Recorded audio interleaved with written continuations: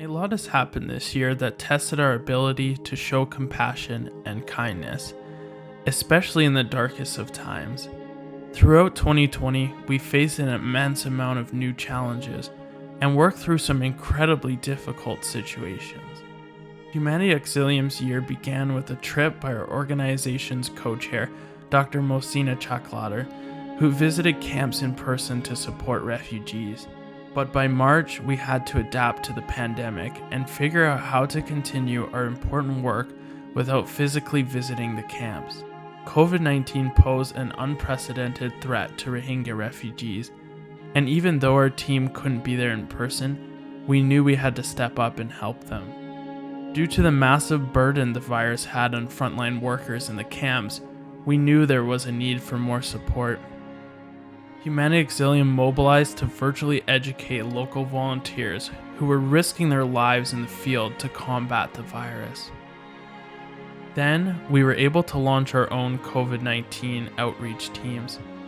Through local partners, we assembled teams of community health workers, nurses, and physicians to assess the Rohingya population in their own shelters, and to provide sanitation kits to those who are suspected of having COVID-19. These teams were not only saving lives by identifying possible positive patients, but also educated the Rohingya community in their own language about this deadly virus to mitigate its spread. And from all around the world, there continued to be more cries for help. In May, a deadly cyclone threatened those in India and Bangladesh. It posed the threat of worsening the health crisis the Rohingya refugee camps were facing. Then, in the summer, we turned our attention to the crisis in Yemen. The people there have lived through fear, hunger, loss, and even displacement, and were in desperate need of our help.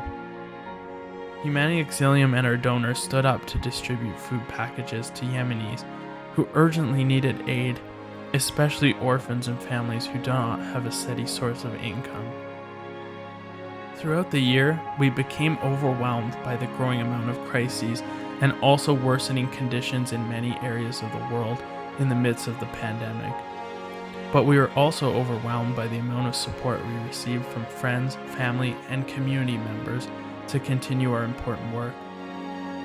It was a tough year for everyone, and thanks to your help, we were able to change and save lives in many different ways. In 2021, our hope is to continue and expand our work being done to help those in need. It is hard to determine what the new year will look like, but what we do know is that we want to tackle it with kindness and compassion for humanity.